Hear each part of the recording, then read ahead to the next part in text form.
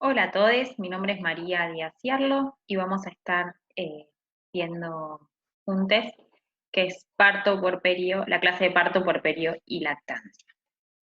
Bueno, los contenidos que vamos a trabajar en esta clase son los siguientes: el trabajo de parto y el parto, los fenómenos activos y pasivos que se producen en él, qué es el periodo placentario o el de alumbramiento, la definición de puerperio, la preparación integral para la maternidad, que vamos a charlar brevemente porque es algo que vamos a retomar después eh, en el práctico, ¿sí?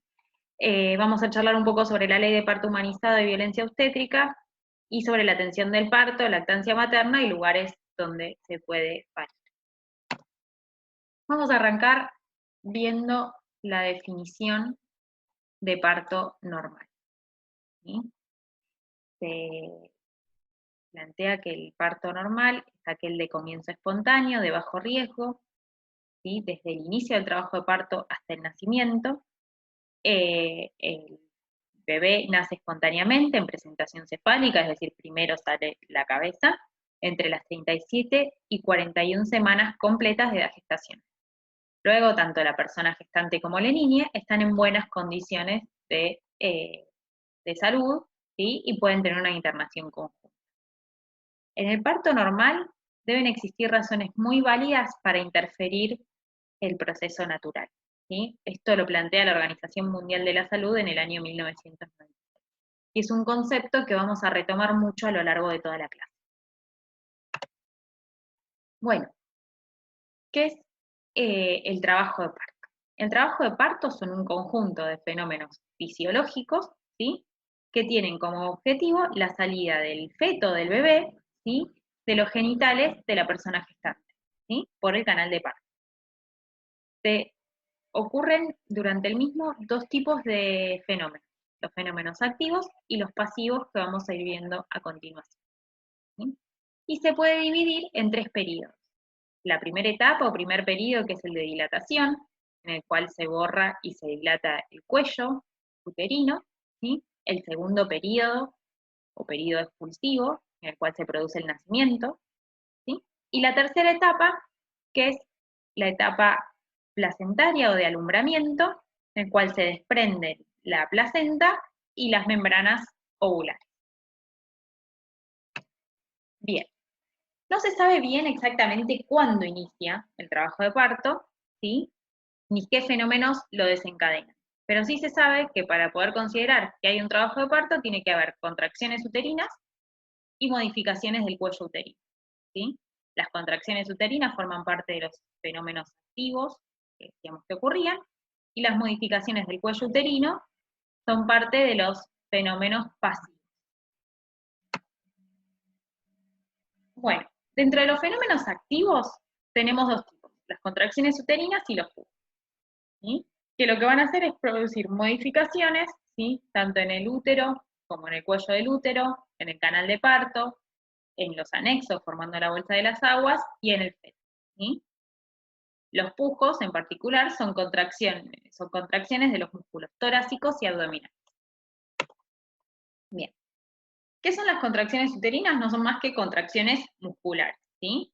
Que tienen ciertas características. Tienen un tono, ¿sí? Que es el nivel de contracción basal que tiene el útero. Tienen una intensidad, que es la fuerza que genera esa contracción, ¿sí? Tono, intensidad, ¿sí? Tienen un ritmo, ¿sí? Tienen un periodo de contracción y un periodo de relajación, contracción, relajación, una frecuencia que por convención se estipula que son la cantidad de contracciones que hay en 10 minutos, y un periodo de relajación, ¿sí? ¿Por qué es importante esto, que haya un periodo de relajación? Porque es el momento en el cual llega mayor flujo sanguíneo, ¿sí? A la placenta, al útero y por ende al feto, ¿sí? Es el momento en el que se oxigena tanto el útero, la placenta como el feto, ¿sí? Las contracciones, ¿sí? Generan lo que nosotros llamamos la actividad uterina, que es el resultado de la intensidad de las contracciones, ¿sí? Por el número de contracciones, que es la frecuencia, y se mide en milímetros de mercurio o unidades de Montevideo. En general, ¿cómo se marcan? Uno dice, hay tantas contracciones de tantos segundos en 10 minutos, ¿sí? Estas contracciones están presentes durante todo el embarazo, ¿sí? No están presentes solo en el trabajo de parto, pero tienen distintas características a medida que va transcurriendo el mismo. Antes de las 28 semanas tenemos las contracciones de Álvarez, que son contracciones de baja intensidad, de 5 a 10 milímetros de mercurio, que tienen alta frecuencia, pero que no son perceptibles. Ni la persona gestante, ni quien acompañe ese embarazo, el profesional de la salud que acompañe ese embarazo, van a poder percibir, ¿sí?, estas contracciones. Después de las 28 semanas, empieza a haber contracciones de mayor intensidad, de alrededor de 10 a 15 milímetros de mercurio, que tienen menos frecuencia, pero que ya sí se perciben. Es decir, por momentos la persona gestante va a sentir que tiene la panza dura. Estas son las contracciones de Braxton Hicks, que también tienen la característica de ocurrir en cualquier parte del útero, ¿sí? No tienen ninguna forma en particular, ¿sí? Y una cosa que sí es importante es que no generan dolor, solo se percibe la panza dura, ¿sí? Después de una caminata larga, distintas situaciones pueden generar estas contracciones, que está bueno aclarar que son normales, ¿sí? Que está bueno que ocurran porque es la preparación también para lo que se viene, ¿sí? Eh, y bueno, que es parte también el poder explicar la normalidad de estas contracciones eh, del acompañamiento que hacemos durante el embarazo, ¿sí? Las semanas previas al parto, ya las contracciones se consideran de preparto, ¿sí?, que tienen un poco mayor intensidad y más frecuencia. Y estas contracciones, lo que van a hacer, obviamente también son perceptibles, ¿sí?, y lo que van a hacer es ir madurando el cuello que va a estar posterior, se va a ir centralizando, volverse anterior, y se va a ir reblandeciendo, ¿sí? Durante el trabajo de parto, las contracciones tienen que tener una característica particular, y son las contracciones de triple gradiente descendiente, ¿sí?, que ocurren de arriba hacia abajo, ¿sí?, desde el marcapasos uterino, que es el cuerno uterino, tienen mayor duración arriba que abajo, ¿sí?, duran alrededor de 30 a 50 segundos, y tienen un poco mayor intensidad en la parte superior que en la inferior. Pero lo importante es que llegan al acmé, es decir, al punto máximo de la contracción, todo el útero junto, ¿sí? Esto permite que contraiga hacia abajo, ¿sí?, y genere fuerza en este sector, ¿sí? Esto es lo que va a permitir que el cuello se vaya borrando y dilatando, como vamos a ver más adelante. La intensidad de estas contracciones no va a ser siempre igual, ¿sí? Va a ir en aumento y va a llegar a su máxima expresión en el momento del periodo expulsivo, que van a tener alrededor de 50 milímetros de mercurio, una frecuencia de 5 contracciones en 10 minutos, y el tono uterino, una vez que pasa esa contracción, ¿sí?, es de 10 a 12 milímetros de mercurio. ¿Cómo es que lo evaluamos eso nosotros? En general, cuando palpamos la panza en el periodo de relajación, vamos a sentir, a nivel del ombligo siempre se evalúa, vamos a sentir que ésta se hunde, ¿sí? Cuando empieza la contracción, el útero se va a ir poniendo cada vez más duro, ¿sí? Y el ombligo va a empezar a sentirse como la consistencia de la frente, ¿sí? Evaluamos cuántos segundos dura esta consistencia, ¿sí? Esto que decíamos, va a estar entre 30 a 50 segundos ya durante el trabajo de parto, ¿sí? Y eso es lo que nos marcaría la contracción. Cuando la mujer llega a los 7, 8 centímetros de dilatación, ¿sí?, que es una de las cosas que van a generar estas contracciones, ya no hay marcha atrás, ¿sí? ¿A qué se refiere esto? Que la actitud de la mujer va a cambiar, ¿sí? Se va a desconectar del mundo exterior y va a empezar a utilizar su parte más primitiva, más instintiva, ¿sí?, para empezar lo que es el periodo expulsivo. Que obviamente hay una dilatación completa que es de 10, ahora lo vamos a ver, pero que empieza a prepararse para eso, ¿sí?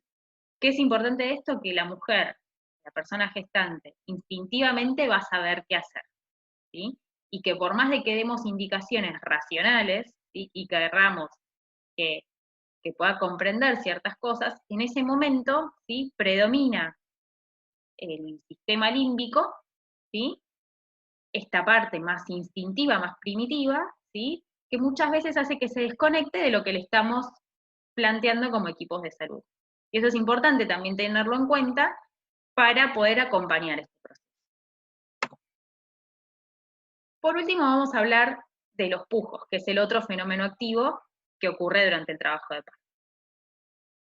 En general ocurre en el periodo expulsivo, cuando ya hay una dilatación completa, ¿sí? Y van a ayudar a que se pueda producir la expulsión del feto, ¿sí? Los pujos pueden ser espontáneos, es decir, hay momentos en los que la persona gestante va a necesitar, va a tener la necesidad de pujar, ¿sí? Y esto va a hacer que se distienda y el feto vaya, el móvil fetal, ¿sí? Vaya descendiendo a través del canal de parto, ¿sí? ¿Y cómo se producen? Se cierra la glotis y se contraen los músculos abdominales y el diafragma, ¿sí? Que si eso ocurre, que es lo ideal, en sinergia con la contracción, ¿sí? Le va a dar más fuerza a esa contracción para que finalmente se pueda generar la expulsión. Estos pujos duran entre 5 y 10 segundos. Tanto las contracciones como los pujos, ¿sí? Van a ayudar a que se produzcan los fenómenos pasivos, que son justamente estos efectos que los fenómenos activos provocan sobre el canal de parto y el feto. Acá están nombrados, pero los vamos a ir viendo en otras diapositivas. Por un lado tenemos el borramiento y la dilatación cervical. ¿En qué consiste esto? El cuello, ¿sí? Generalmente tiene un espesor que a medida que estas contracciones que decíamos que iban de arriba hacia abajo van presionando sobre el mismo, ¿sí? Se va borrando, se va achicando, se va haciendo cada vez más finito, ¿sí? Hasta terminar teniendo como si fuese una sola capa, ¿sí? Y por otro lado se va a ir dilatando, se van a ir separando los bordes, ¿sí? Hasta llegar a una dilatación completa, que es cuando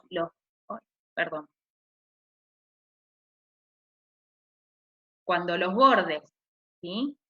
De cada lado están cerca de los músculos pelvianos, ¿sí? Se dice que se llega a la dilatación completa cuando hay 10 centímetros de dilatación, ¿sí?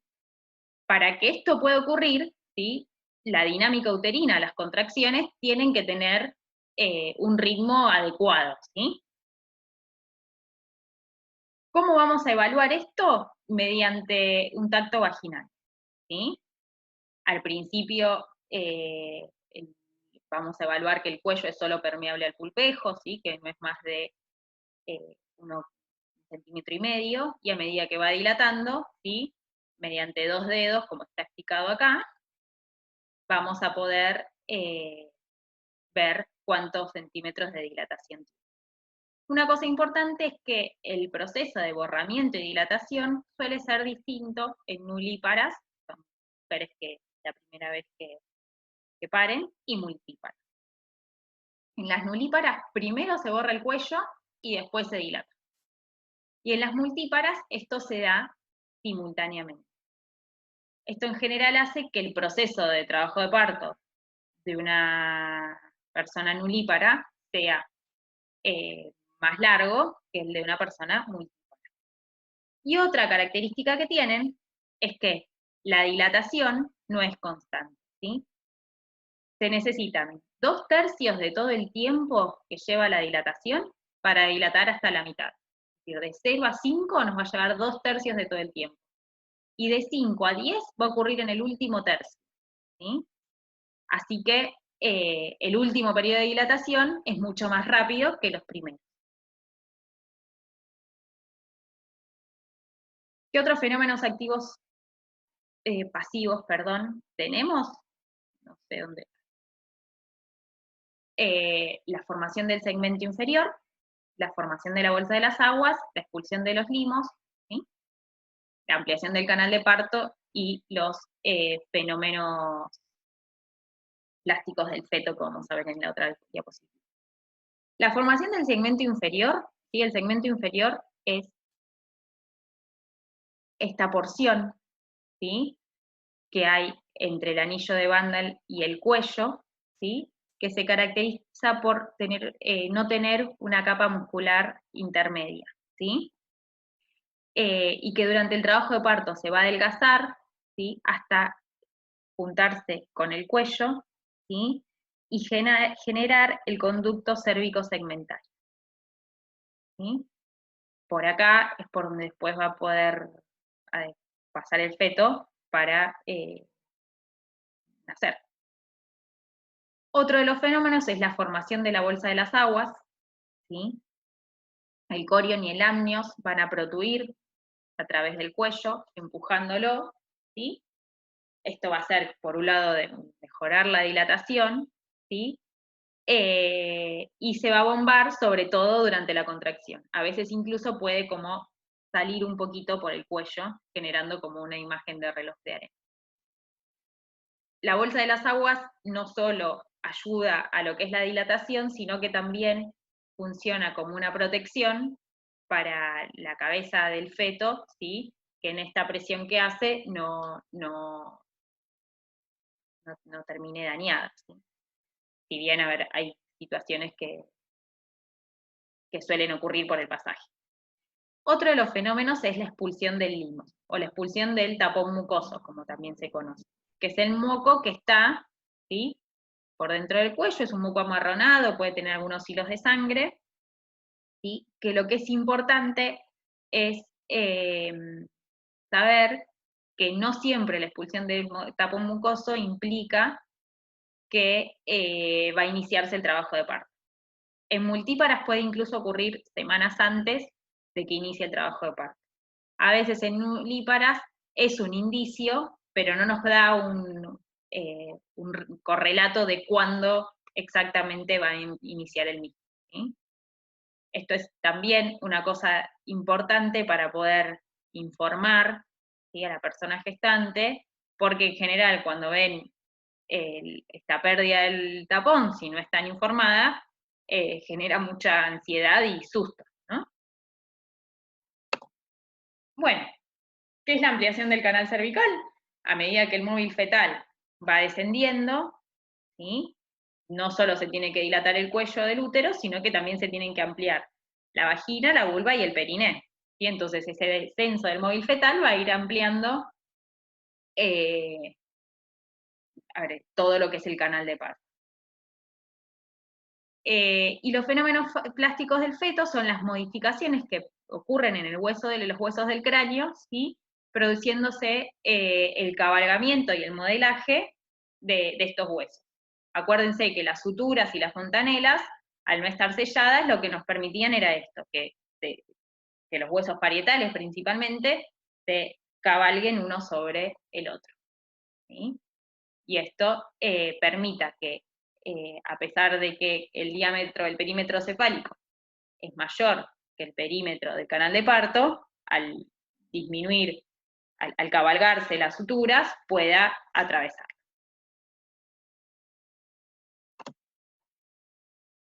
Bueno, una vez que el feto, el bebé, atraviesa el canal de parto, finaliza el periodo expulsivo, ¿sí? ¿Qué es importante? Que en este momento es muy importante el contacto piel con piel de la persona gestante con el recién nacido, ¿sí? ¿Por qué? Porque esto va a ayudar a la adaptación del bebé al mundo exterior, ¿sí? También, hasta si se puede amamantar, va a ayudar al periodo siguiente de alumbramiento, ¿sí?, que se genere la contracción del útero que necesitamos, ¿sí? Y obviamente mejora el apego.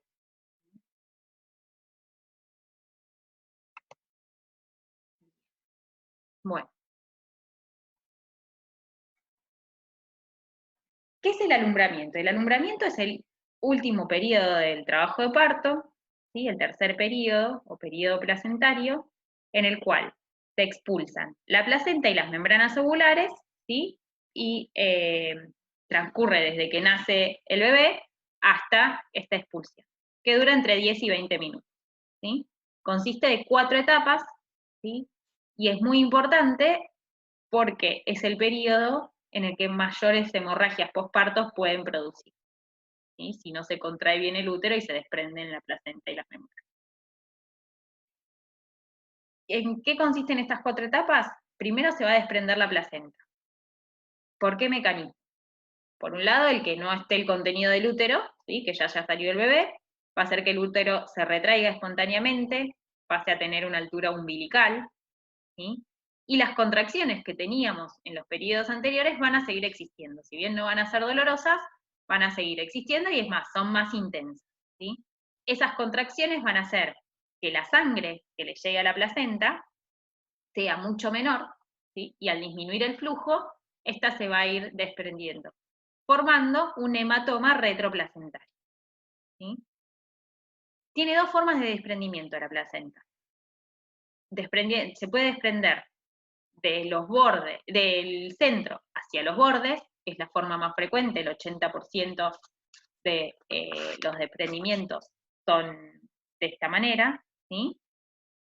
Se llama Bonderock-Schulz, o de los bordes hacia el centro, ¿sí? Que se llama Bolderock-Duncan. No importa los nombres, igual.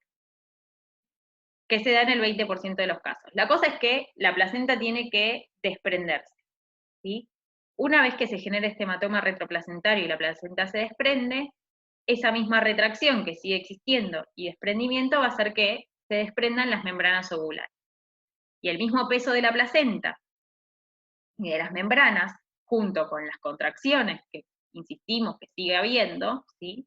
Que obviamente que si aparte justo la mamá está amamantando, va a generar mayor producción de oxitocina y van a ser mayores, ¿sí? Va a terminar generando el descenso de esa placenta y la expulsión de la misma.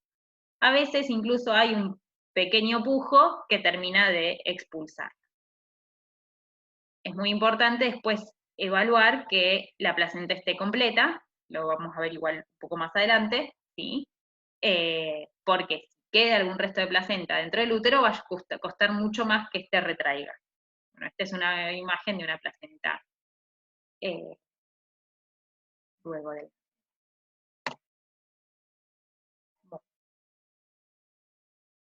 vamos a charlar un poco sobre la fisiología del parto, ¿sí? ¿Qué es lo importante acá?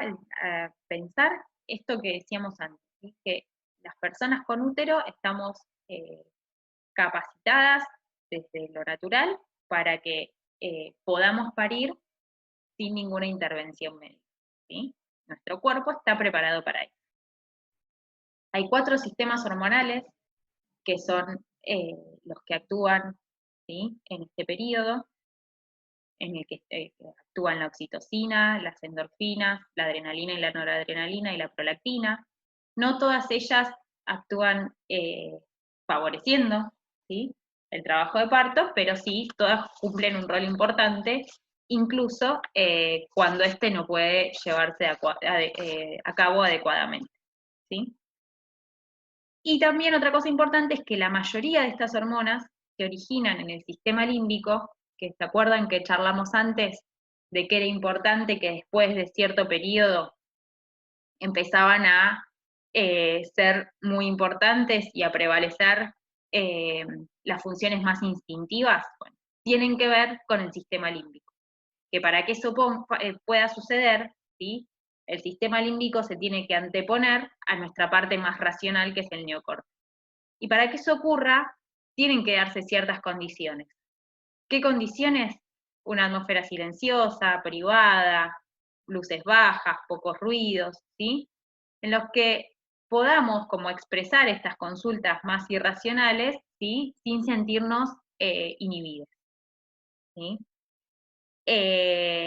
Este instinto es lo que también va a permitirle a la persona gestante transitar este último periodo de la mejor manera, ¿sí?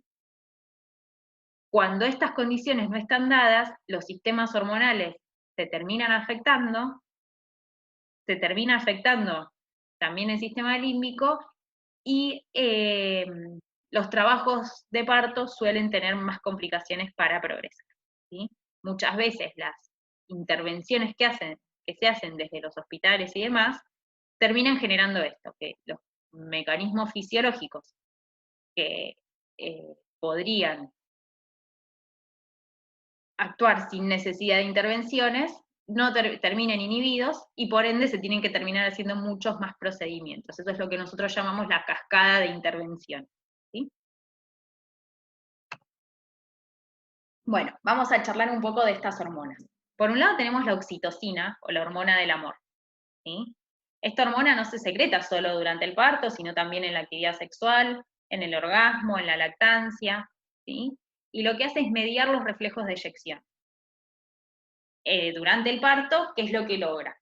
¿Sí? Que se generen las contracciones, ¿sí? Que estas contracciones sean rítmicas y que pueda ir progresando el trabajo de parto, ¿sí? Ahora, ¿cuál es el problema? Cuando hay situaciones de miedo, ansiedad, exposiciones a luces fuertes, ¿sí? Violencias, sentirse expuesta, observada, la secreción de oxitocina se inhibe, ¿sí? Y cuando se inhibe esta secreción, se enlentece el trabajo de parto, no dilata bien el cuello, ¿sí? Aumenta la posibilidad de hemorragias postparto, disminuye la lactancia y demás. Muchas veces pasa, ¿sí? En las maternidades, que se empieza a evaluar una mala progresión del trabajo de parto, ¿sí? Que muchas veces tiene que ver con las condiciones en las que eh, se pare, ¿sí? Y al enlentecerse el trabajo de parto se terminan tomando conductas como eh, manejar ese pacto activamente, conducir ese parto, ¿sí? Dando oxitocina exógena para eh, que no baje el ritmo de las contracciones. Esta oxitocina exógena, por un lado, va a generar más dolor, no es exactamente igual a la oxitocina natural, y va a inhibir, además, la producción de oxitocina endógena propia, ¿sí? Por ende, menos va a progresar el trabajo de parto, ¿sí? Por eso digo, es como una cascada que se va generando, que va produciendo, que tengamos que terminar haciendo ciertas intervenciones que si lo dejaríamos, que el proceso eh, sea fisiológico, no tendrían que ocurrir. Por otro lado, tenemos las beta-endorfinas. Las beta-endorfinas son las hormonas del placer. También están muy relacionadas con la actividad sexual, los orgasmos, el embarazo, la lactancia, ¿sí? Pero también se liberan bajo condiciones de estrés y dolor, ¿sí? Actúan como opiáceos naturales, ¿sí? Durante el trabajo de parto, ¿sí? Cuando hay un exceso de oxitocina y hay mucho dolor, ¿sí? Lo que van a hacer es aumentar, van a inhibir la secreción de oxitocina y hacer que las contracciones sean un poco más lentas. Y esto se va a ir regulando entre las dos, ¿sí? A su vez van a disminuir la percepción del dolor, entonces va a poder aumentar de nuevo la oxitocina. Y otra de las cosas que generan es una sensación de bienestar, de placer, ¿sí? En un momento en el que los dolores pueden llegar a ser muy intensos. También intervienen en lo que es el apego, ¿sí? En la conexión que hay entre la persona gestante y el feto, y el bebé.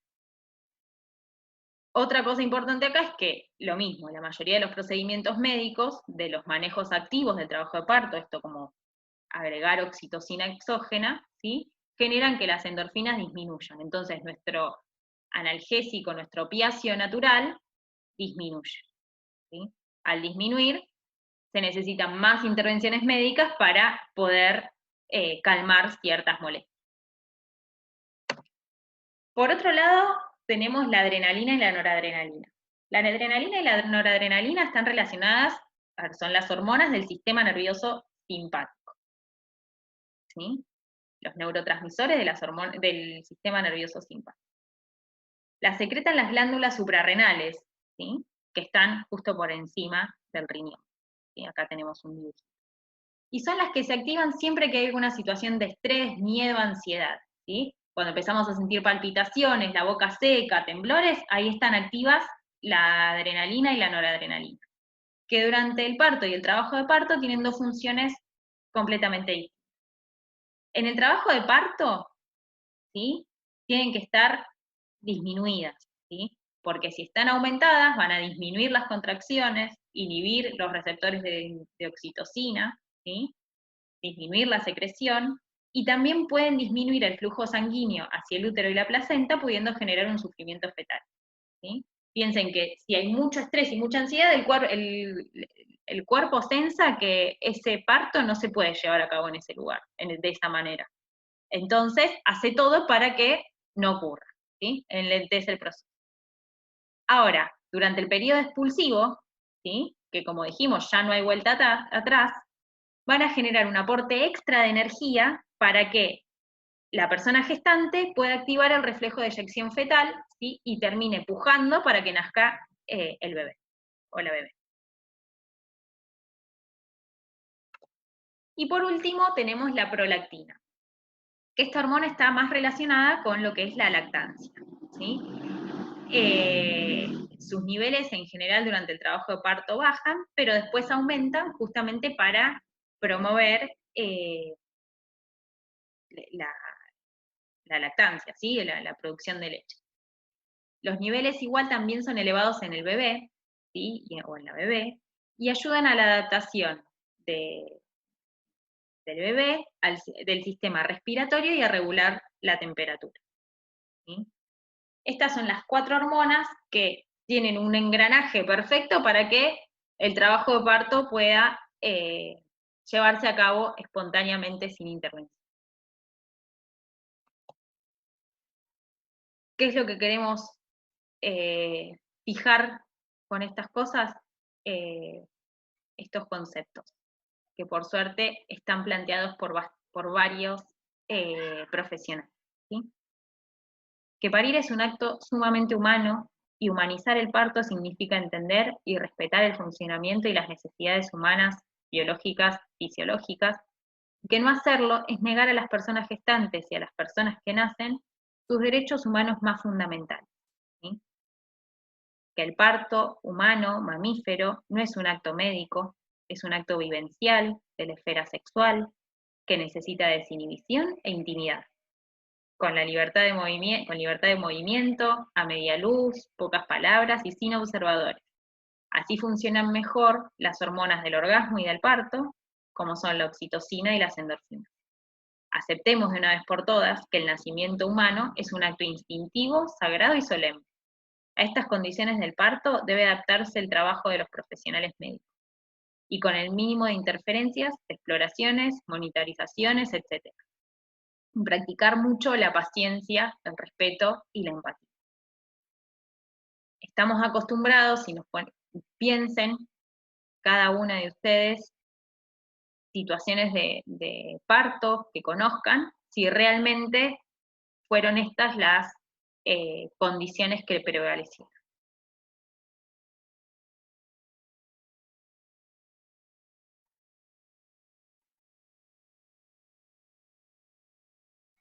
Bueno, vamos a charlar ahora un poco sobre la historia de los partos, ¿sí? Hasta antes de fines del siglo XIX, los partos se realizaban en las casas, ¿sí? Las personas gestantes eran acompañadas por sus familias, por parteras o comadronas, ¿sí? En general se respetaban los tiempos naturales que llevaba este proceso y había escasa intervención médica. A fines del siglo XIX y principios del XX, con el objetivo de disminuir las muertes maternas y neonatales, que no representan más que un 20% del total, se decide institucionalizar y medicalizar los partos. Si bien, por un lado, esto se puede pensar como algo beneficioso, que generaba la disminución de esas muertes evitables, también trajo aparejado consecuencias innecesarias, ¿sí? Para el proceso de parir. ¿Por qué? Porque la atención pasó de focalizarse en las personas gestantes y sus familias a focalizarse en los equipos de salud, eh, quienes empezaron a tomar el real protagonismo, generando un montón de prácticas innecesarias para la atención de los partos. Es por eso que en 1985 la Organización Mundial de la Salud en Fortaleza, Brasil, plantea que el nacimiento no es una enfermedad y que hay que pensar una forma de transformar este modelo de atención que era el vigente en ese momento, en el cual se centraba la atención en los equipos de salud y no en la familia. Lo que plantean es empezar a humanizar la atención, ¿sí? Y rescatar el protagonismo de la mujer y de su familia, para transformar las maternidades en instituciones centradas en la familia y no en los equipos de salud. ¿Cuáles son algunas de las cosas que que también plantea la declaración, que cada mujer tiene derecho fundamental de recibir atención prenatal apropiada y que tiene un papel central en el planeamiento, realización y evaluación de la atención. Y que los factores sociales, emocionales y psicológicos son decisivos para la comprensión de una atención prenatal apropiada. Y hasta ese momento prevalecía mucho más el aspecto físico y médico que las otras cuestiones, que hacen tanto el trabajo de parto y el nacimiento como los aspectos médicos, o físicos, no médicos. Otra de las cosas que trae aparejada este cambio de paradigma en la atención que se empieza a vivir a principios del siglo XX es el aumento innecesario de partos quirúrgicos, ¿sí? Por eso también en 1996 la Organización Mundial de la Salud plantea que la epidemia mundial de parto quirúrgico necesita más atención, porque intervenciones innecesarias pueden dañar a la mujer y a los niños. Se estima que en cualquier maternidad el porcentaje de cesáreas tiene que ser entre un 15 y un 18%, y sabemos muy bien que en la práctica ese número se supera ampliamente. Esto nos lleva a otro concepto que es el concepto de violencia obstétrica, que es aquella violencia que ejerce el personal de salud sobre el cuerpo y los procesos reproductivos de los gestantes, expresadas en un trato deshumanizado, en el abuso de la medicalización y en la patologización de procesos naturales. En esta diapositiva tenemos distintos ejemplos que hacen a situaciones de violencia obstétrica. ¿Sí? Es por eso que hay dos leyes que nos protegen contra esta situación. Una es la ley sancionada en el 2004, la Ley Nacional 25.929, que es la del parto y nacimiento humanizado, en la cual justamente contempla, ¿sí?, que toda persona gestante tiene derecho en relación al embarazo, parto y trabajo de parto y posparto y puerperio. Bueno, en este sentido vamos a pensar un poco cuáles son nuestros derechos, los derechos que adquirimos en estos últimos años. En el 2004 se sanciona la ley de parto y nacimiento humanizado, ¿sí?, que contempla los derechos que tiene toda persona gestante en relación al embarazo, el trabajo de parto, el posparto y el puerperio. Y también otra ley que nos avala es la ley sancionada en el 2009 de protección integral para prevenir, sancionar y erradicar la violencia contra las mujeres, en las que marca la violencia obstétrica como uno de los tipos de violencia. Este flyer que ven acá es una campaña que se hizo acá en Mar del Plata, ¿sí?, la Escuela de Medicina con el Observatorio de Violencia Obstétrica, la Red de Profesionales de la Salud por el Derecho a Decidir, la Secretaría de Extensión, en la cual justamente se trató de visibilizar los derechos que tenemos las personas con capacidad de gestar, ¿sí? La campaña se llama Que no se decidan por vos, la pueden buscar en Facebook, y hay varios flyers que incluso están en distintos centros de salud municipales, en la escuela y demás, en las que informa a las mujeres y a las personas gestantes sobre sus derechos. ¿Qué es lo que plantea la ley de parto humanizado? Voy a correr un poco esto, así pueden ver el flyer, ¿sí? Que toda persona tiene derecho al parto natural, respetuosos, en tiempos biológicos y psicológicos, evitando prácticas invasivas y administración de medicación que no esté justificada, ¿sí?, por el estado de salud de la persona gestante y de la persona por nacer. Que tiene derecho a tener al lado a su hijo o su hija durante la permanencia en el establecimiento sanitario, en que estén separadas, siempre que las personas estén en buenas condiciones de salud. Reconocer el protagonismo en las parejas y sus hijos, ¿sí? Que no está permitido intervenir rutinariamente en el proceso natural si no hay riesgo evidente, y respetar la decisión de la persona gestante respecto a quién quiere que la acompañe durante todo el proceso de trabajo de parto, el parto, e incluso después en la internación. ¿Sí? Esto es más para que pensemos, ¿sí? si realmente hubo una transformación en el modelo de atención o aún tenemos muchas cosas por cambiar. ¿Sí? También están ustedes y nosotros como profesionales de salud de poder hacer este cambio de paradigma tan importante, ¿sí? En el que dejemos de centralizar las prácticas en la conveniencia médica y de los equipos de salud y empecemos a pensar más en los procesos naturales, fisiológicos y respetar eh, a, a, las personas que vienen a parir a las instituciones.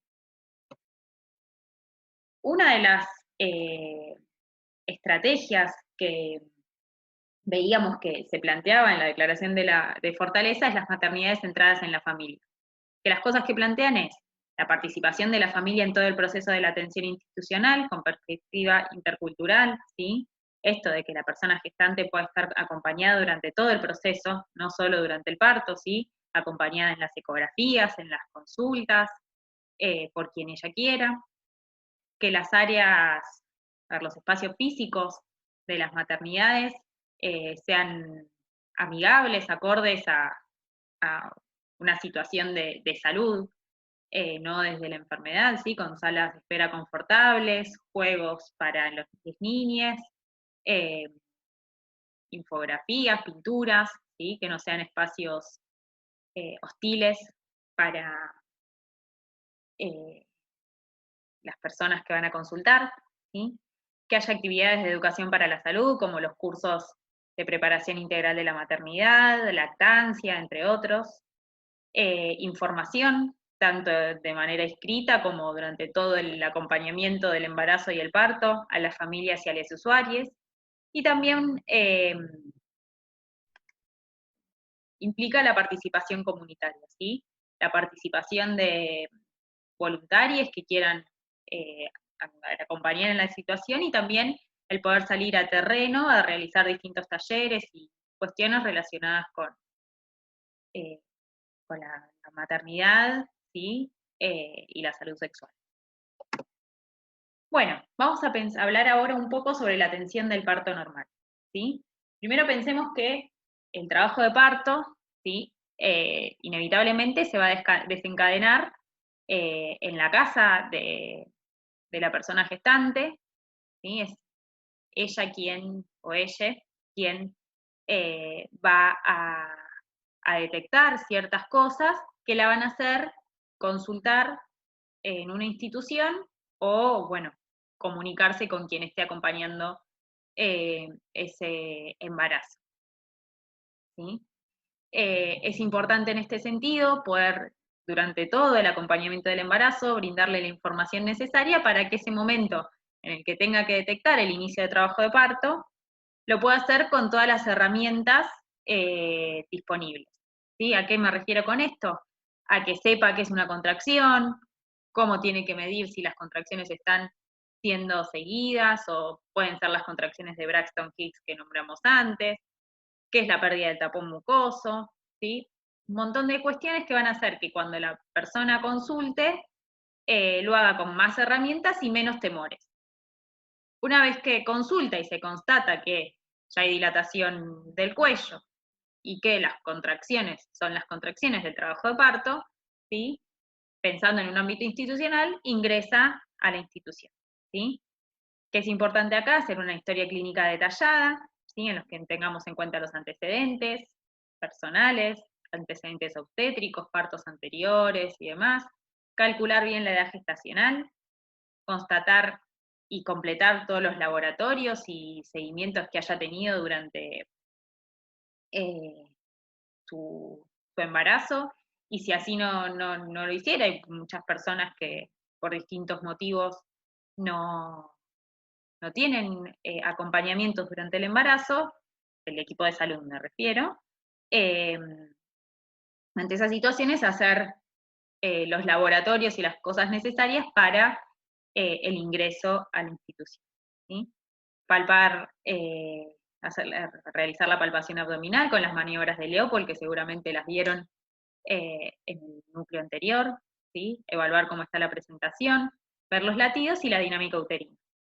¿Sí? Después, en cuanto a otras prácticas que hay que hacer, tomar la temperatura, la frecuencia cardíaca, la presión, ¿sí? Y esto hay que vigilarlo cada 4 horas. No se recomienda ni hacer enemas ni rasurados, ¿sí? En su momento estas eran prácticas rutinarias, lo que hablábamos antes, ¿sí? Para todas las personas que ingresaban a los hospitales o maternidades a parir, se les colocaba un enema y se las rasuraba. Estas prácticas no solo demostraron que no tienen ningún beneficio, sino que por el contrario generan más dolores y predisponen a más riesgo de infección, ¿sí? Hay que permitir la ingesta de líquidos y algún alimento liviano, ¿sí? Esto es muy importante, los trabajos de parto son prolongados y los periodos largos de ayuno pueden también traer complicaciones tanto a la persona gestante como al bebé, ¿sí? Y otra cosa que se desaconseja porque impide la deambulación, que es muy importante en este momento, es la colocación rutinaria de una vía. Esto es importante, ¿sí? Porque en general hay prácticas que están tan establecidas que cuando una mujer o persona está por parir ingresa al ámbito hospitalario, lo primero que se hace es se coloca una vía, ¿sí? Y ya eso hace que la persona tenga que, a ver, se le complique más la deambulación, no es lo mismo poder caminar, moverse y demás con una vía puesta y un suero que si estás libremente. Y otra cosa muy importante que durante mucho tiempo no se garantizó es que esa persona puede estar acompañada por la persona que elige durante todo el trabajo de parto, no solo en el momento expulsivo, ¿sí? La contención y el apoyo durante el trabajo de parto por quien ella quiera, ¿sí? Mejora la evolución del mismo. Va a cortar los tiempos, va a requerir menos medicación, ¿sí? Va a favorecer la salud fetal. Acordémonos cuando hablábamos de la parte de fisiología, la importancia de que para que se desencadene y pueda desarrollarse el trabajo de parto, de que estemos en un ambiente amigable, conocido, tranquilo, sereno. Imagínense que la colocación de una vía, quedarse sola en un ámbito que no conoce y demás, lo único que hacen, ni hablar un enema y un rasurado perineal, lo único que va a hacer es enlentecer los procesos naturales o inhibir los procesos naturales, ¿sí? Que se desencadenan durante este periodo, ¿sí? Se recomienda obviamente que si la persona ya sabe con quién va a estar acompañada durante todo ese proceso, pueda también acompañarla en lo que son los cursos de preparación para la maternidad y demás. Y siempre la incorporación de obstétricas o dulas también ayuda a transitar mejor este periodo. Esto es muy importante, la atención del parto no implica solo la vigilancia clínica, sino también los aspectos psicoafectivos.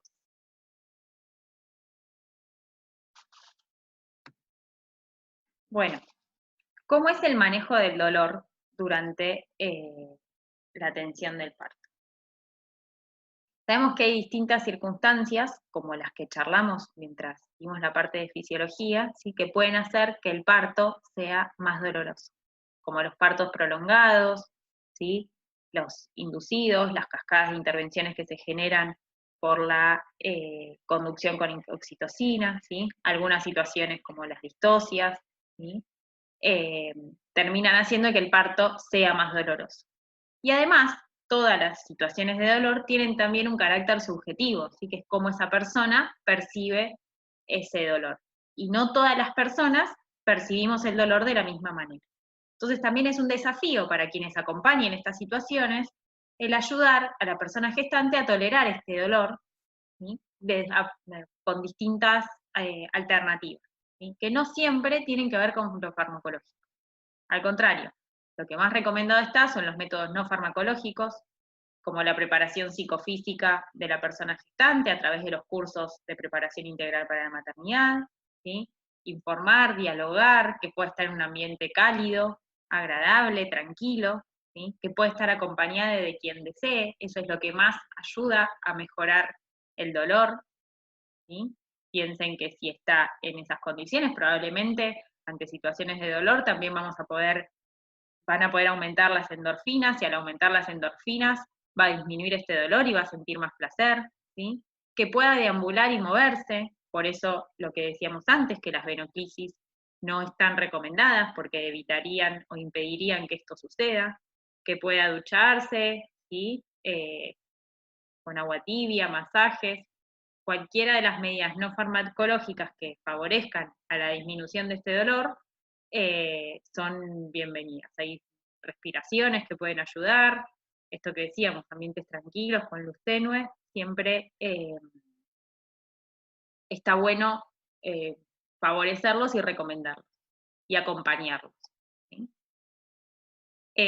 Dentro de los farmacológicos, que a veces son necesarios, ¿sí? Se sabe que las benzodiazepinas no son buenas, ¿sí? Ni para la mamá, ni para la persona gestante, ni para el feto, ¿sí? Puede traer consecuencias post-nacimiento, ¿sí? Porque atraviesa la placenta. Y lo que sí se puede utilizar es la anestesia epidural, ¿sí? Ahora, ¿qué es importante esto? Que esto no tiene que ser de una forma rutinaria, y que si se realiza es porque realmente esa persona lo necesitó. Y en caso de ser necesario, sí o sí se debe hacer luego de que haya 5 centímetros de dilatación. Que se acuerden que aparte hablamos que lo que es la dilatación, lo que más cuesta es llegar a los 5 centímetros, ¿sí? Que era el 2/3 del tiempo. Después, el otro tercio es en el que ayudaría. Esto es importante porque si la anestesia epidural se da antes, lo único que se logra es que no progrese ese trabajo de parto, ¿sí? Porque inhibe las contracciones. Otra cosa importante a evaluar durante todo el trabajo de parto es la salud fetal. ¿Y de qué forma la evaluamos?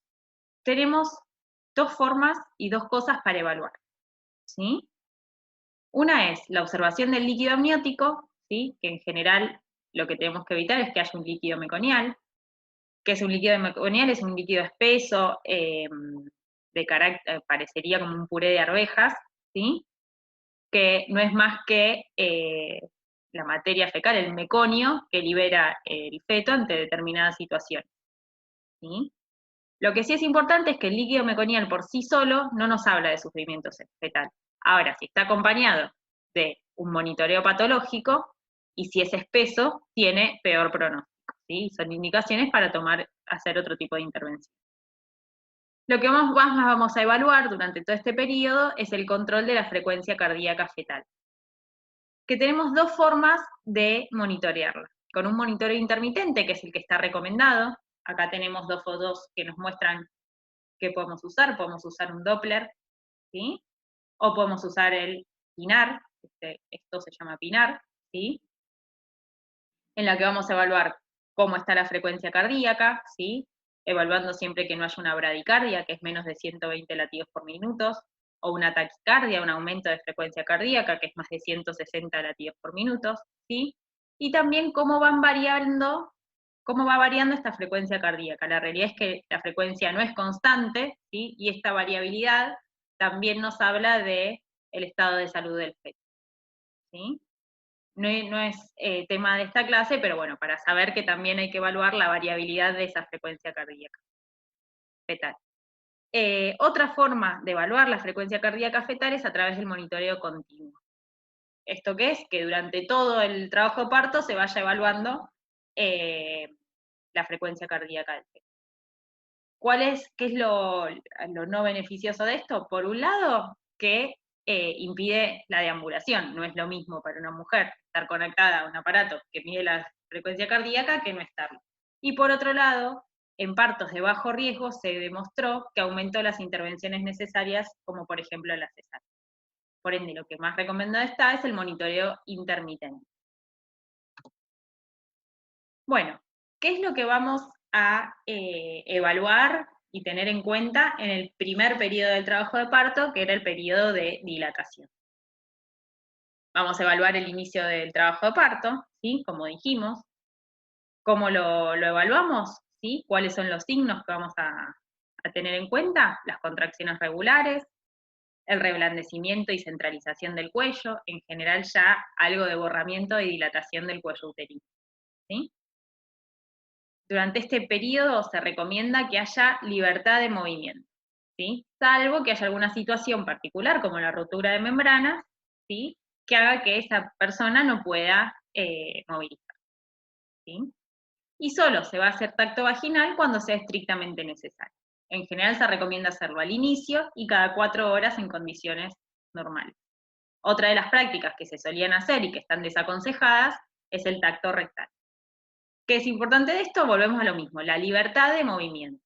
Muchas veces en las instituciones lo primero que se hace es que la persona gestante quede en una cama, ¿sí? Y esto no favorece para nada el, el trabajo de parto.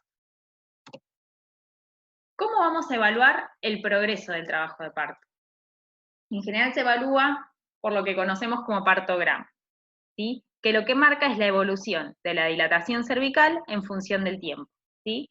Y permite alertar precozmente, ¿sí? Si el trabajo de parto se está enlenteciendo o no se está cumpliendo adecuadamente, ¿sí? Hay una curva de alerta, ¿sí? En la que nos permite ya, si el proceso no viene llevando determinadas características, ¿sí? Poder tomar medidas en esa situación. Pero solo en las situaciones en las cuales, ¿sí? Se enlenteció por algún motivo el trabajo de parto. ¿Se acuerdan que para que dilate el cuello teníamos que tener las contracciones tenían que ser rítmicas y específicas para que esto pueda ocurrir, ¿sí? Si hay algún enlentecimiento, hay que estar atentos para que el proceso se pueda seguir dando, ¿sí?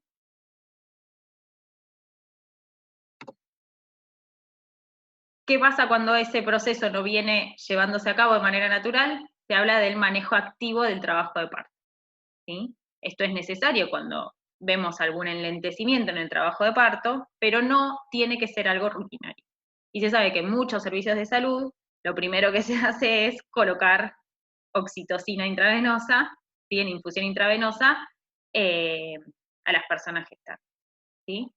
Por ende, la amniotomía temprana y la infusión intravenosa de oxitocina, que son las dos prácticas que tienen que ver con el manejo activo del trabajo de parto, ¿sí? No están recomendadas de manera rutinaria, ¿sí? Salvo que haya una condición estricta, ¿sí? De progresión anormal del trabajo de parto, que haga que sea necesario realizarlas, ¿sí? La progresión anormal del trabajo de parto tampoco puede ser acelerar el parto porque tenemos que sacarlo antes de que termine una guardia, ¿sí? Cosas que en la práctica se escuchan mucho. Vamos al segundo periodo del trabajo de parto o el periodo expulsivo, ¿sí? Obviamente que a qué corresponde a la expulsión del niño, ¿sí? En este periodo, acuérdense que una de las cosas que se suman a las contracciones son los pujos, ¿sí? Y el comienzo está dado por los siguientes síntomas. La mujer va a sentir presión en el recto, que puede ser por la bolsa de las aguas o la presentación. La dilatación suele ser completa, que acuérdense que era de 10 centímetros. Y a veces pasa que la mujer tiene la necesidad de pujar, ¿sí? Lo que se recomienda acá también es eso, que los pujos sean espontáneos, no inducidos, ¿sí? Y hay una maniobra que durante mucho tiempo se realizaba durante este periodo, que es la maniobra de Chris Teller, que es presionar el fondo del útero, ¿sí? Como generando más fuerza aparte del pujo y la contracción, y esto está totalmente desaconsejado, ¿sí? Lo único que genera es más molestias para la persona gestante y hasta puede tener consecuencias graves en la salud materna, ¿sí? Este periodo eh, lo que se va a controlar durante este periodo es el descenso, ¿sí? Del feto por los distintos planos de la pelvis, ¿sí? Cómo se va acomodando, la variedad de la posición de la cabeza fetal, cómo rota, ¿sí? Y hay que hacer una auscultación intermitente de la frecuencia cardíaca fetal, ¿sí? Que se acuerdan que durante las contracciones y los pujos, una de las cosas que disminuía, ¿sí? Era el flujo sanguíneo que llegaba a la placenta y al feto. Por eso es importante acá, en los periodos de relajación, poder evaluar que el feto recupere bien la frecuencia cardíaca, ¿sí? Habitualmente en mujeres multíparas dura 1 hora y en nulíporas hasta 2 horas. Si ese periodo se alarga, también hay que hacer algún otro tipo de intervención. Bueno, acuérdense que en este segundo periodo, ¿sí?, del trabajo de parto, se recomienda la posición semisentada, vertical o endocúbito lateral, ¿sí?, no la típica posición de litotomía, que no favorece para nada en este periodo expulsivo, ¿sí? Piensen que va en contra de la gravedad, ¿sí? Y que no hay evidencias suficientes para recomendar maniobras de protección del periné, ¿sí?, como la que vemos acá, ¿sí?, que es como que se contiene la cabeza fetal a medida que va coronando, ¿sí?, y se sostiene, como vemos acá, el periné, ¿sí?, y el masaje perineal, ¿sí?, que tampoco es una práctica beneficiosa para la segunda parte de este trabajo de parto. Otra práctica que durante mucho tiempo se realizó de forma rutinaria y que tiene que estar, se tiene que realizar solo en casos estrictamente necesarios, es la episiotomía, ¿sí?, que es un corte en la zona del periné para supuestamente evitar ciertos desgarros. Pero este es un desgarro de segundo grado que ya necesita suturas y demás, en las que muchas veces no es necesario, ¿sí?, y genera muchísimas más complicaciones postparto para la persona gestante, ¿sí?, y no deja de ser dolorosa. Bueno, el tercer periodo, como dijimos, es el periodo de alumbramiento, ¿sí? Durante este periodo, acuérdense que se expulsaba la placenta y que es donde estaban los potenciales riesgos de hemorragia para la madre, ¿sí? Como la hemorragia postparto es una de las principales causas de mortalidad materna, ¿sí?, acá sí el uso de oxitocina de forma profiláctica está recomendado, ¿sí? Luego de el nacimiento del periodo expulsivo, ¿sí?, se administran 10 unidades de oxitocina de forma sí, 10 unidades de oxitocina, ¿sí?, eh, que van a favorecer a la contracción uterina, que se acuerdan que necesitábamos, para que se produzca el desprendimiento de la placenta. Obviamente hay otras medidas que también ayudan a que esto ocurra. Una, como habíamos hablado, es el contacto piel a piel del bebé con la madre, ¿sí?, y el amamantar, que son cosas que aumentan la cantidad de oxitocina, ¿sí? Otra cosa importante, una vez que se desprende la placenta, es revisarla, ¿sí?, para evaluar que no haya, no falte ningún cotiledón. Estas cositas se llaman cotiledones, como ya lo vieron, ¿sí? ¿Por qué es importante esto? Porque cualquier resto de placenta que quede dentro del útero va a inhibir la retracción uterina y no va a permitir que el útero se retraiga correctamente. Y por ende, aumenta el riesgo de hemorragias postparto, es decir, no va a cortar la hemorragia, ¿sí? Entonces, eso sí es una cosa muy importante de chequear luego de la expulsión de la placenta, ¿sí? Y también evaluar los factores de riesgo, ¿sí?, que puede llegar a tener esta persona respecto a las hemorragias postparto, ¿sí?, que pueden ser los embarazos múltiples, un aumento del líquido amniótico, ¿sí?, complicaciones como en el trabajo de parto, ¿sí?, los partos prolongados, ¿sí? En esos casos siempre es muy importante este manejo activo, ¿sí?, del alumbramiento, el cual, como dijimos, es la única situación en la que la oxitocina está recomendada de forma profiláctica, ¿sí?, para todas las personas. El clampeo del cordón, ¿sí?, es una cosa muy importante. Durante mucho tiempo lo primero que se hacía era clampear el cordón, ¿sí? Después se fue viendo que es muy importante, principalmente para el bebé, este aporte extra de sangre que brinda el cordón, ¿sí?, luego del nacimiento, ¿sí? Por eso el clampeo y la ligadura del cordón se debe realizar cuando el mismo deje de latir, no antes, salvo que haya alguna situación que lo amerite, ¿sí? El tiempo va a variar entre 1 a 3 minutos, y el recién nacido tiene que estar colocado en un plano igual o levemente inferior a la placenta para justamente poder recibir ese aporte extra de sangre, ¿sí? El clampeo tardío es una práctica fisiológica, ¿sí? Y cuando se lo clampea tempranamente, ¿sí? Tiene que estar justificada por alguna causa. Si no, no se debe clampear tempranamente. Bueno, ¿y qué tenemos que tener cuidado en el posparto? ¿Sí? En este periodo es muy importante observar a la persona gestante y al recién nacido, ¿sí? Controlar los signos vitales, vigilar el sangrado, los loquios, ¿sí? La retracción uterina.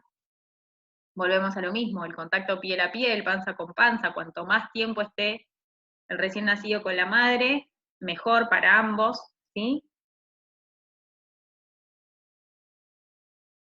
La retracción del útero no es instantánea, por ende masajes suaves y demás van a ayudar a que el útero se siga retrayendo, ¿sí? Y obviamente que si hay sangrados abundantes, deberá recibir más oxitocina, ¿sí? En caso de madres RH negativas, ¿sí? Que tengan hijes RH positivos, va a haber que administrar la gamma globulina, ¿sí? Y una de las cosas importantes es que hay que estimular la deambulación, la diuresis, ¿sí? Y ayudar a manejar el dolor. Lo mismo, no necesariamente tienen que ser todas medidas farmacológicas, ¿sí? Hay medidas no farmacológicas que también ayudan, ¿sí? Cuanto más el recién nacido esté con su madre, mayor vínculo generan, ¿sí? Y favorece aún más la lactancia.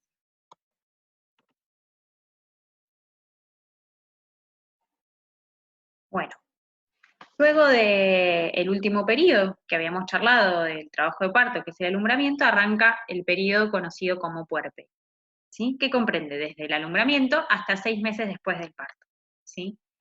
Se caracteriza por la involución paulatina de las modificaciones gravídicas, ¿sí? De los cambios que hay en el embarazo, ¿sí? Y funcionales al estado previo al embarazo. A mí no me gusta mucho hablar de involución, porque implica que no pasó nada, que esa persona no transitó nada, ¿sí? Y transitó un embarazo y un parto, ¿sí? Entonces, en realidad nunca va a volver al estado previo, al estado pregestacional, ¿sí? Incluso hay cambios anatómicos funcionales que no vuelven a ser los mismos. Esto es un poco para pensar también lo que, los conceptos que muchas veces nos marcan los libros y cómo los plantean, que también nos hace trabajar distinto con las personas, ¿sí? Si nosotros estamos pensando que esa persona no atravesó nada, no tiene un hije, ¿sí? Con todo lo que eso implica, tampoco podemos entender lo que va a estar viviendo en los periodos posteriores, ¿sí? Entonces, si bien es real que el útero va a disminuir de tamaño, ¿sí? Va a haber cosas fisiológicas que van a modificarse, nunca es volver a un estado pregestacional, ¿sí? Porque es imposible, luego de transitar 9 meses de embarazo y un parto, que esto suceda. Va a haber algunas cuestiones sí van a modificarse.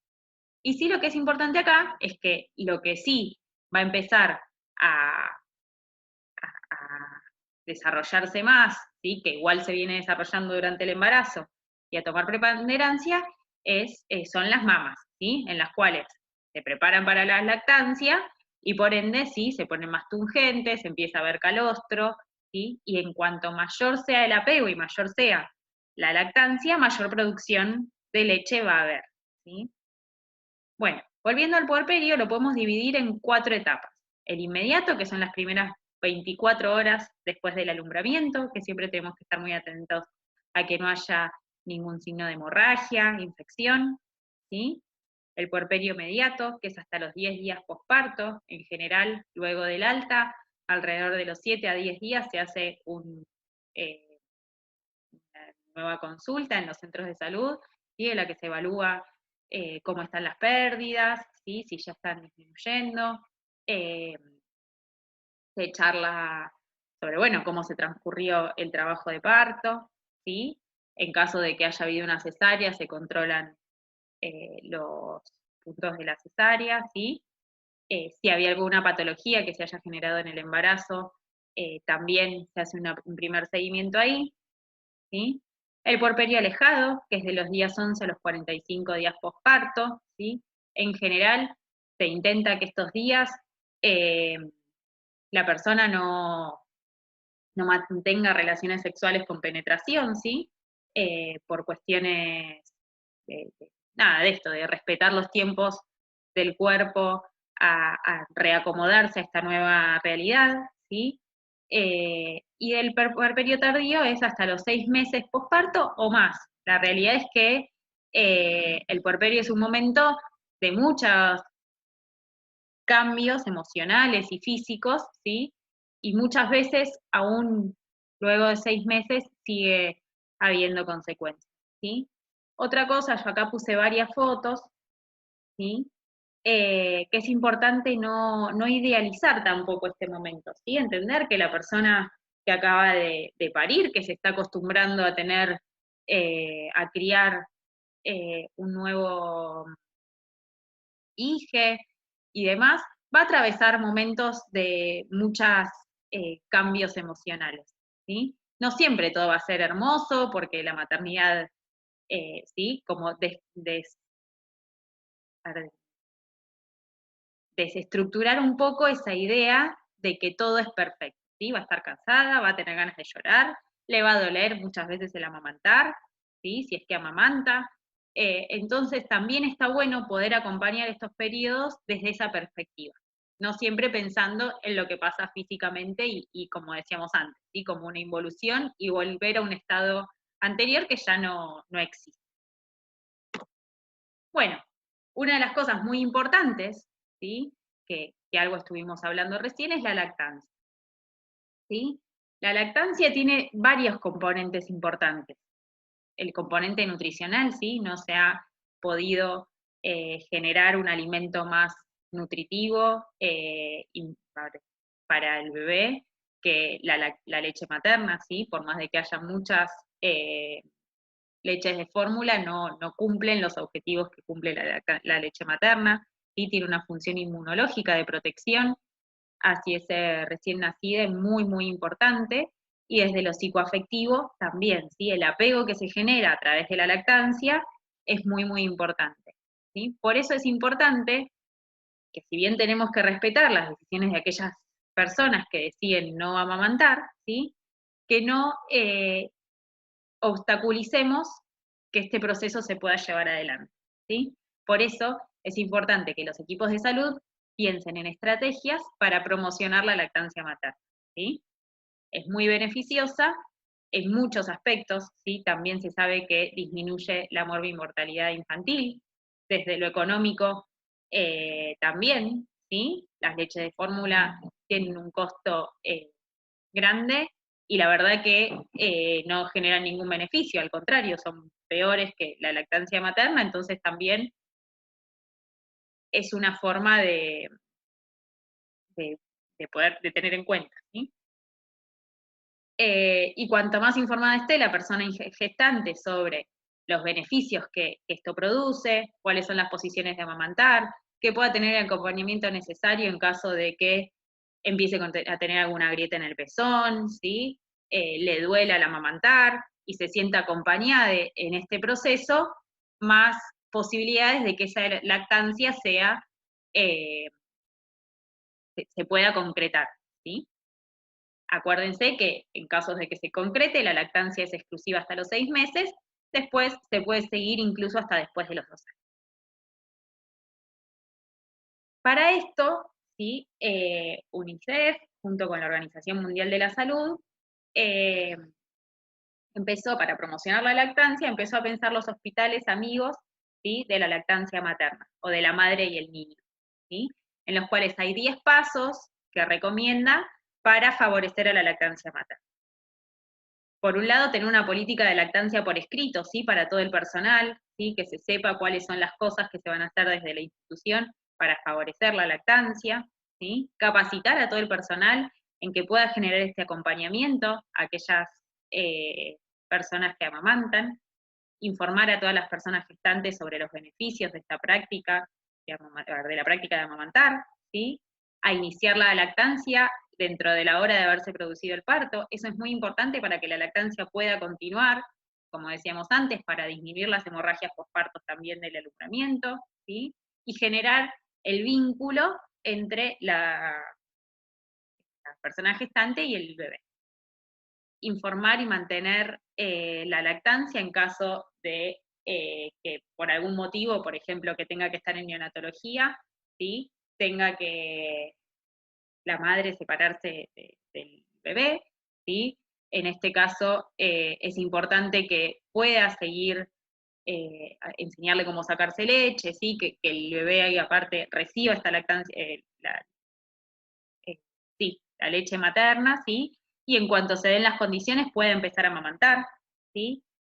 Evitar y no suministrar alimentos o líquidos, ¿sí? Dar mamaderas y demás, salvo que haya alguna indicación médica, ¿sí? Porque si empezamos a dar mamaderas, chupetes y demás, lo que vamos a lograr es que no se favorezca la lactancia, ¿sí? Va a ser mucho más sencillo para el bebé succionar la tetina de la mamadera y no va a generar el reflejo de succión que necesita, ¿sí? Para poder tomar leche materna, ¿sí? Entonces esas cosas son muy importantes. Eh, bueno, favorecer obviamente esto que decíamos antes, la internación conjunta, para que la lactancia pueda ser a demanda, ¿sí? No dar chupetes, que lo dijimos antes, y también todo lo que son grupos de apoyo para la lactancia, ayudan a que en momentos en los que se hace más complejo el amamantar, puedan vincularse con otras personas que están transitando lo mismo y acompañarse mutuamente. Estos son los, bueno, es un flyer de la Organización Mundial de la Salud, donde plantea los beneficios que tiene la lactancia para la mamá y para el bebé, ¿sí?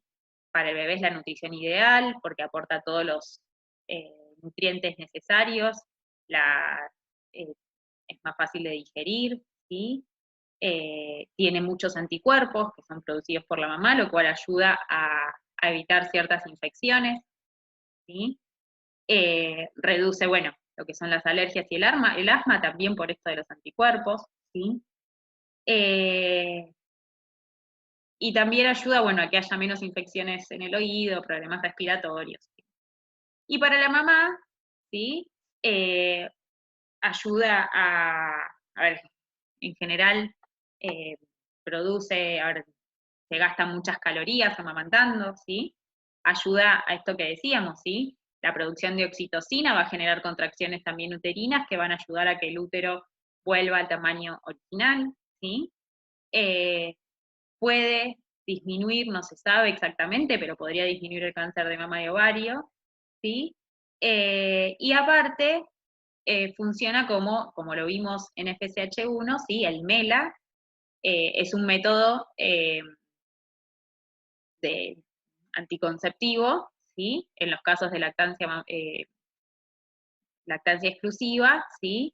Es un método anticonceptivo que tiene un 98% de protección, ¿sí? Que ni hablar que si se acompaña con algún otro método anticonceptivo es muy, muy beneficioso. Porque mientras se mantiene, ¿sí? Y se dan ciertas condiciones, inhibe también la ovulación, ¿sí? Bueno, la Organización Mundial de la Salud recomienda que la lactancia materna, como decíamos antes, sea exclusiva durante los primeros 6 meses de vida. Bueno, acá muestra un poco, bueno, aparte de los beneficios, cómo hacer en caso de que haya que extraer leche, ¿sí? Esto también es muy importante para aquellas personas que tienen que también retornar eh, a los 3 meses al trabajo, ¿sí? Si bien siempre hay políticas que favorecen la lactancia, como reducción horaria y demás, muchas veces esto es necesario. Y por último, vamos a charlar sobre el lugar del parto, ¿sí? La realidad es que hay muchos lugares donde las mujeres pueden elegir parir, ¿sí? Y me parece importante esto de que también, así como hay otras cosas en las que también tenemos derecho a decidir, ¿sí? Eh, también tenemos derecho a decidir y elegir dónde y con quién parir, ¿sí? Por suerte, si bien no es lo habitual, de hecho, las fotos esta es de España, esta sí es de Córdoba, ¿sí? Eh, las instituciones se fueron adaptando a que los partos sean respetados, se respeten los procesos fisiológicos y se acompañen de una manera distinta a lo que venía sucediendo, la realidad es que muchas veces esto no sucede. Por eso también hay muchas personas que eligen parir, ¿sí?, en sus domicilios, ¿sí?, con otro acompañamiento, con sus familiares, ¿sí? ¿Y qué es lo que dice la Organización Mundial de la Salud respecto a esto? ¿Sí? Bueno, por un lado es esto que decíamos, hay algunos hospitales que realizaron el esfuerzo de instalar habitaciones que se asemejen a un ambiente hogareño, ¿sí?, favoreciendo eh, los, eh, el trabajo de parto y la satisfacción de las mujeres, pero hay muchas personas que deciden, ¿sí?, por distintos motivos, y muchas veces tiene que ver con la violencia que sufrieron en partos anteriores, realizar partos domiciliarios, ¿sí? O que por barreras geográficas, culturales, económicas, también lo decía. La OMS recomienda que para que un parto sea domiciliario y sea atendido correctamente, son necesarias ciertas condiciones. Y si esas condiciones se dan, ¿sí?, se puede llevar a cabo un parto domiciliario. Que la partera debe asegurarse que haya agua limpia, que la habitación tenga una temperatura óptima, un buen lavado de manos, ropas y toallas calientes para recibir al recién nacido, equipos de parto y campos limpios para recibir al bebé y realizar los cuidados del cordón, facilitar el transporte en caso de necesidad de traslado, ¿sí?, a un hospital de referencia, siempre tiene que estar el plan B, como se le llama, ¿sí? Y que obviamente esto es solo aplicable para embarazos de bajo riesgo. En aquellos en los que ya se evalúe durante el acompañamiento del embarazo que hay situaciones de riesgo, siempre es recomendable que el parto sea institucionalizado. Que sea institucionalizado no quiere decir que tenga que estar bajo bajo la perspectiva médica, ¿sí? Tiene que igual respetarse los deseos y el ambiente este hogareño, ¿sí?, para la mujer. Y otra de las cosas que plantea la FIGO es esto, la Federación Internacional de Ginecobstetricia, en 1982, que una mujer debería dar a luz en el lugar que ella se encuentre segura. Y que el nivel de asistencia, y con el nivel de asistencia más bajo posible, en el cual el manejo correcto esté asegurado, ¿sí? Esto puede ser en una casa, en una maternidad pequeña, o quizás en una maternidad de un gran hospital, que la mujer pueda decidir qué es lo que quiere hacer, ¿sí? Siempre que las condiciones, volvemos a lo mismo, ¿sí?, que las condiciones para que esto pueda ocurrir estén dadas, ¿sí? Eh, que el protagonismo esté puesto en ella, en sus necesidades, ¿sí?, en su seguridad, ¿sí? Y que si va a ser domiciliario el parto, tienen que haber planes, es esto que decíamos, el plan B, en caso de que fuese necesario, para que la mujer o el bebé puedan ir a un hospital. Y por último, para finalizar, queríamos dejar esta frase, que creo que resume un poco lo que queremos transmitir en parte en esta clase, que está sacado de un libro que se llama Salud Feminista, ¿sí? Violeta Osorio es y Julieta Saulo son las referentes de Las Casildas, que es una organización que justamente, eh, lucha contra la violencia obstétrica, y una de las cosas que plantean es que no abogamos por un tipo de parto, no creemos en los modelos ni en los métodos, porque estamos hartas de los partos correctos e incorrectos según el momento histórico, la moda del momento y los modelos sobre ser madre. Abogamos porque se garanticen los derechos de cada mujer y cada bebé. Y eso, ante todo, significa autonomía para decidir. Creo que lo que nos tiene que quedar claro en todo esto es que lo más importante es poder brindar toda la información, acompañar, ¿sí? A las personas gestantes para que puedan decidir sobre sus propios cuerpos de la manera que ellas lo deseen.